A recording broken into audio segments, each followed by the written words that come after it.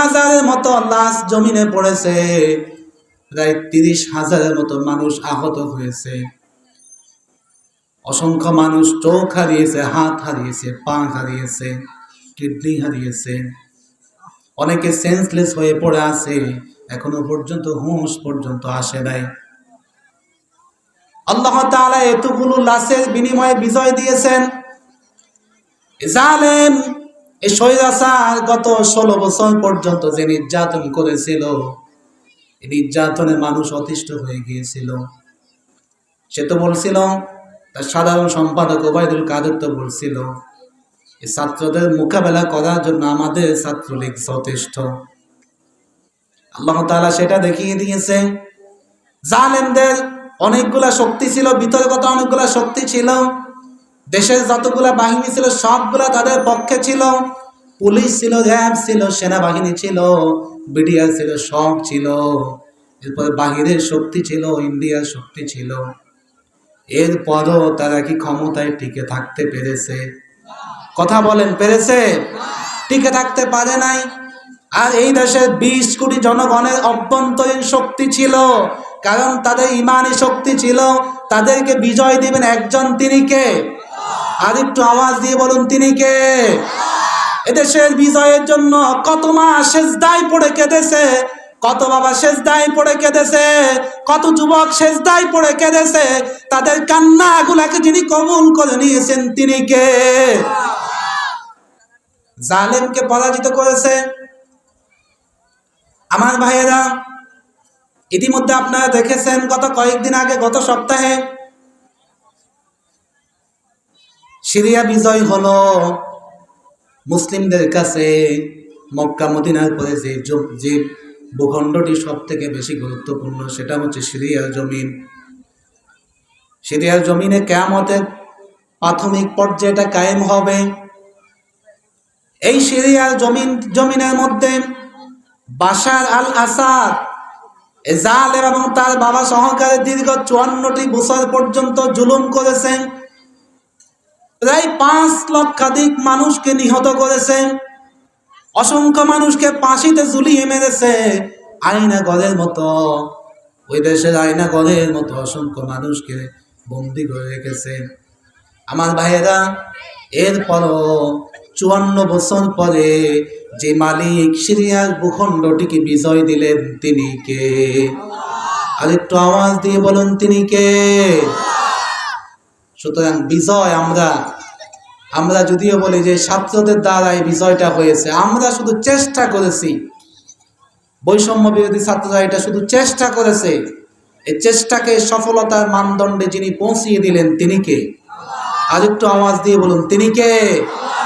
আল্লাহ তাআলা বলেন, তোমরা যখন কোনো জনপদ বিজয় পাবে, তখন তোমরা যে কাজগুলো করবা, 3টা কাজ করবা। কয়টা? কথা বলেন, কথা বলেন, কয়টা কাজ করা লাগবে?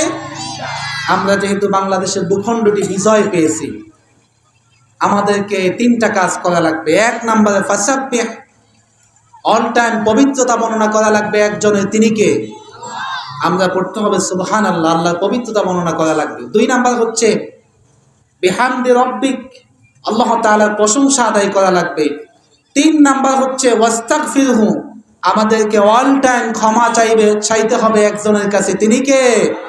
আল্লাহ তাআলার কাছে। প্রিয় উপস্থিতি, স্বাধীনতা যেহেতু পেয়েছি, স্বাধীনতা অর্জনের তুলনায় স্বাধীনতা রক্ষা করাটা বড় কঠিন, ঠিক কিনা বলেন? সুতরাং এক জালেম ক্ষমতা থেকে গিয়েছে, আরেক জালেম যেন ক্ষমতায় না আসে, সেই চেষ্টা রাখা লাগবে, ঠিক কিনা? সেই দিকে চোখ কান খোলা রাখা লাগবে, ঠিক কিনা? এই উপস্থিতি, আসুন আমরা আজকে তেলাওয়াতকৃত আয়াতের দিকে প্রবেশ করি। আল্লাহ রাব্বুল আলামিন বলেন, ওয়াত্তাকু ইয়াওমান তুরজাউনা ফীহি ইলাল্লাহ। আমি তেলাওয়াত করেছিলাম সূরাতুল বাকারা 3 নম্বর পারা 6 নম্বর পৃষ্ঠা 14 নম্বর লাইনের 38 নম্বর রুকু, সূরাতুল বাকারা 281 নম্বর আয়াত। একটা মাত্র আয়াত তেলাওয়াত করেছিলাম। এমন সূরা থেকে তেলাওয়াত করেছিলাম সূরাটির নাম হচ্ছে সূরাতুল বাকারা। এই সূরাটি কোরআনে কারীমের সর্ববৃহৎ একটা সূরা। এই সূরাটিতে আয়াত সংখ্যা হচ্ছে 286টা আয়াত, 40টা রুকু আছে এই সূরাটিতে। আমি তেলাওয়াত করেছিলাম 281 নং আয়াত থেকে। আমি যদি এবার আপনাদেরকে প্রশ্ন করে আমি কোন সূরা থেকে তেলাওয়াত করেছিলাম, আমি আবার বলছি, আমি তেলাওয়াত করেছিলাম সূরাতুল বাকারা থেকে। সূরাতুল বাকারায় আয়াত হচ্ছে 286টা আয়াত।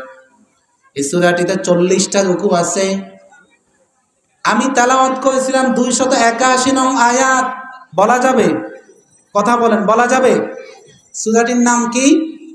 সূরাতুল বাকারা। সূরাটির নাম কি? সূরাতুল বাকারা। এই সূরাটিতে আয়াত সংখ্যা কতটি? 286টি। সূরাটিতে রুকু সংখ্যা 40টি। কোরআনে কারীমের বৃহত্তম সূরা এটা। আমি তেলাওয়াত করেছিলাম কোন আয়াত বলতে পারবেন? 281 নং আয়াত। কোন আয়াত? 281 নং আয়াত। তাফসীর মাযহারি আল্লামা সানাউল্লাহ পানিপতি রাহিমাহুল্লাহ তিনি ভূমিকায় লিখেছেন, কেউ যদি কোনো আয়াত থেকে কথা বলতে চায়, শুনতে চায়, 5টা বিষয় লক্ষণীয়। কয়টা? কথা বলেন, কয়টা? আপনাদেরকে কি শীতে ধরেছে নাকি শীতে খিচাইয়া ফেলছে? একটু কথা বলতে হবে, আমার সাথে একটু কথা বলতে হবে, কারণ আলোচনায় শুধু বক্তা কথা বললে হবে না, শ্রোতাও কথা বলতে হয়, ঠিক কিনা? তাফসীরে মাযহারিতে এসেছে, কোন আয়াত থেকে কেউ কথা বলতে চায়, শুনতে চায়, 5টা বিষয় লক্ষণীয়। কয়টা? কথা বলেন, কয়টা? 1 নাম্বার শুদ্ধ তেলাওয়াত, 2 নাম্বার অর্থ, 3 নাম্বার ঐতিহাসিক প্রেক্ষাপট, এই আয়াতে শানে নজুল, 4 নাম্বার হচ্ছে ব্যাখ্যা, 5 নাম্বার হচ্ছে শিক্ষা। আমরা এই 5টা বিষয় নিয়ে আজকে ইনশাআল্লাহ তাআলা বাড়িতে যাব। আমরা রাজি আছি তো? বলেন, রাজি আছি তো? আল্লাহ তাআলা কবুল করুন, বলুন আমিন।